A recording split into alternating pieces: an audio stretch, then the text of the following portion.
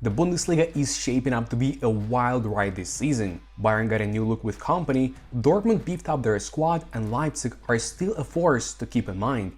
But the real story? Bayer Neverkusen, last season's champions, are the ones to watch. They've got a tough schedule ahead, including the Champions League, but their recent transfer window wasn't exactly a blockbuster, only a couple of pinpoint signings. Bayer have shown flashes of their old brilliance, clawing their way to victories with last-minute comebacks, but it feels like the team is running on fumes. Maybe it's time the old Bayer Neverkusen is back, but before you comment on anything, let's remember how this nickname emerged. Besides, we'll also dive into the secrets of Bayer's success last year and figure out what we can expect from them in this one. Bayer Neverkusen? So why were Bayern nicknamed Neverkusen? The German club often came close to winning major competitions, but ultimately fell short. For example, they won silver medals 3 times in 4 years since 96-97 and let the title slip away on the last match day by losing to a modest Unterhaching in 2000. Yet the season of 01-02 was the biggest nightmare. The Leverkusen team lost 3 trophies in just 11 days, including the Champions League when Zidane scored his famous volley. Of course, Bayer has won some trophies in its history. For example, the Bundesliga 2 in 78-79, the UEFA Cup in 87-88, German Cup in 92-93, but for the club founded in 1904, it's nothing. Yet things took a U-turn under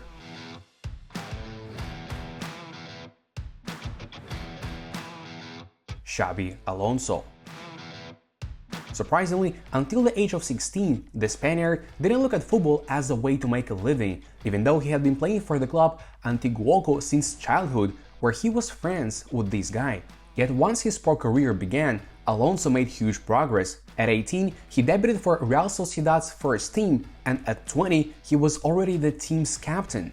After several seasons in San Sebastian, Xabi had a brilliant period at Liverpool where he showcased impressive passing skills and long-range goals, even from 60 meters, and took part in the legendary comeback in the Champions League final against AC Milan.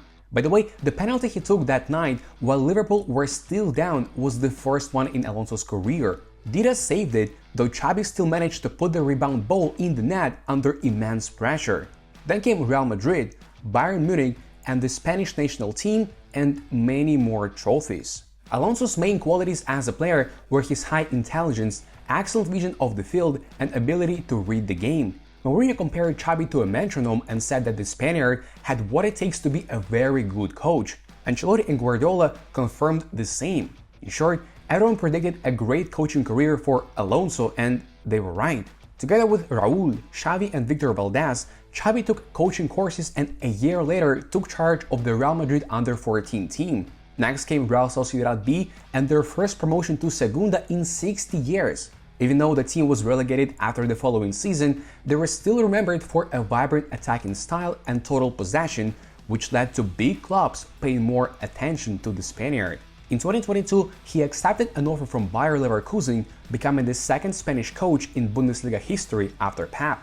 At the time of Xabi's arrival, Bayer were in the relegation zone, second from bottom after 8 Bundesliga games, having their worst start to a season since 1979. He debuted 3 days later with a 4-0 home win over Schalke, which was the biggest victory for a debutant coach in the history of the team. Alonso began to change the training process and even introduced practices from children's football academies because he was so dissatisfied with the players' stamina. He actively took part in training and showed by example what he wanted from the players. At the end of the season, Bayer finished 6th in the league and reached the semifinals of the Europa League, losing only to Mourinho's boss. Smart transfers. In his first summer transfer window, Xabi saw Bayer get rid of unsuitable players, making a couple of profitable sales, and later using the money to strengthen the necessary positions and create a well-balanced team overall. The first big signing was Granit Xhaka from Arsenal. Switzerland captain and most capped player immediately adapted to the league's pace, topped multiple key metrics, and became the bridge between defense and attack, just like Xabi once was. The coach understood the importance of a mature player in midfield for a team hoping to compete, and the bet paid off. Another experienced newcomer was the La Masia graduate Alejandro Grimaldo, which was a fantastic move by all means. The Spaniard joined on a free move from Benfica and tore the league apart with goal contributions from the left flank.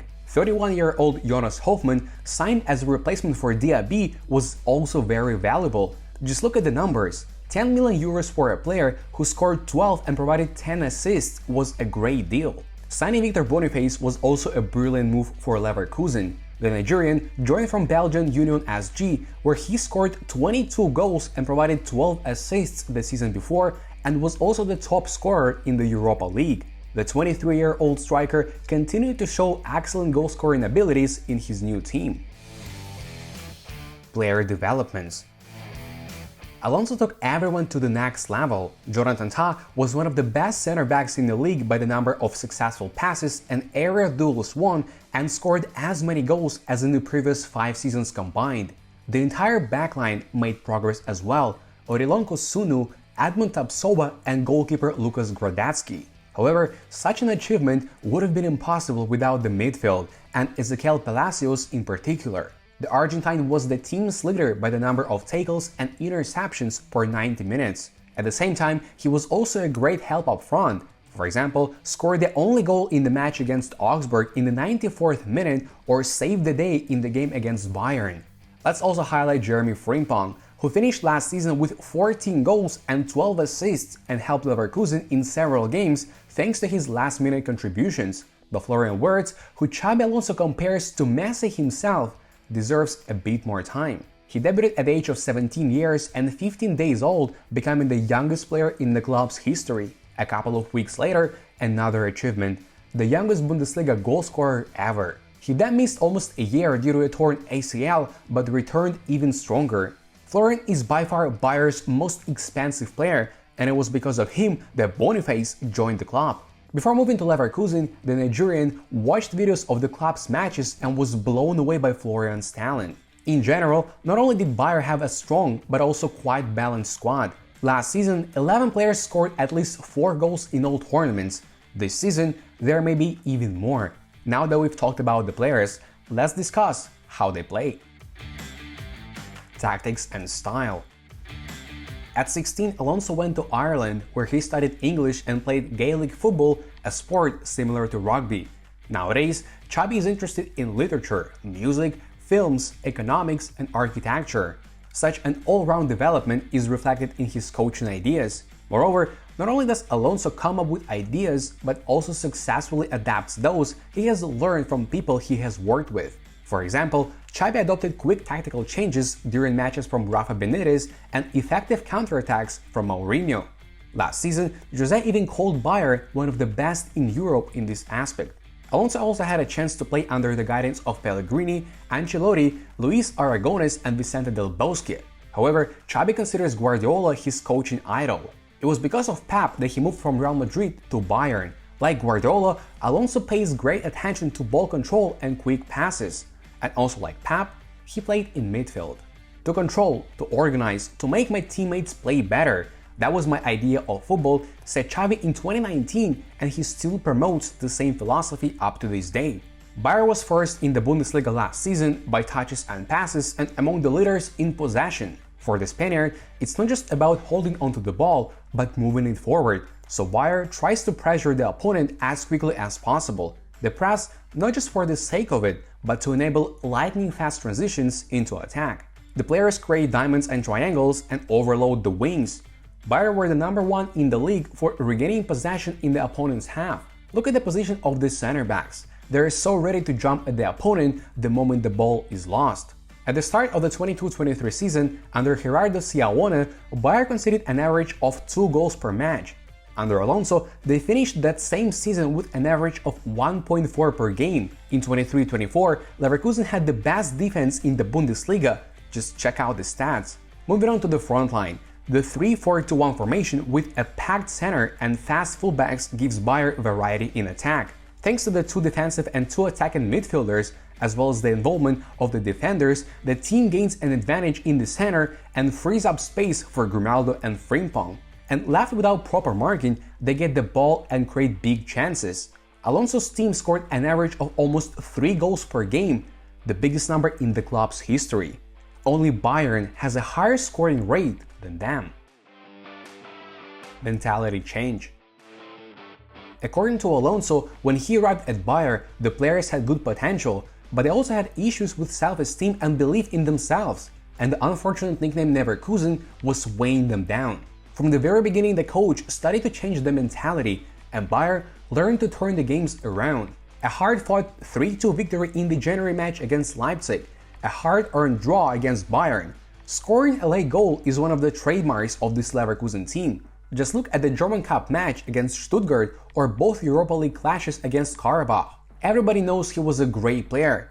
When he came in, everybody got motivated directly, said Jeremy Frimpong earlier this year. Besides, Bayern know how to overcome difficulties not only in specific matches but also in the long run. It seemed like the departure of key players for the African Cup of Nations, as well as the injuries of Boniface and Palacios, would impact their results.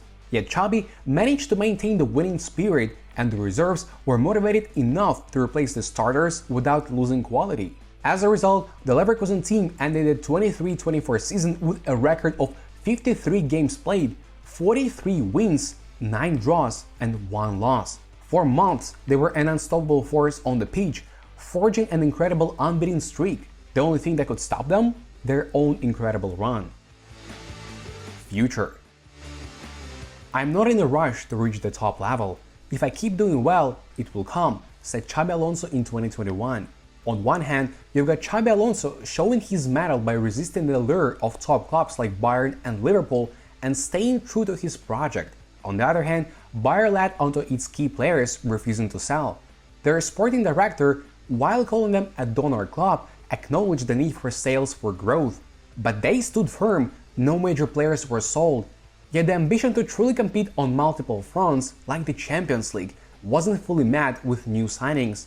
That lack of depth has already led to cracks in their armor. So the question remains, can Bayern repeat last year's success? What place will they finish this season? And who should they have signed to make a real run at the title? Let's dive into the debate and see what the future holds for Leverkusen. It was a pleasure. Know the ball.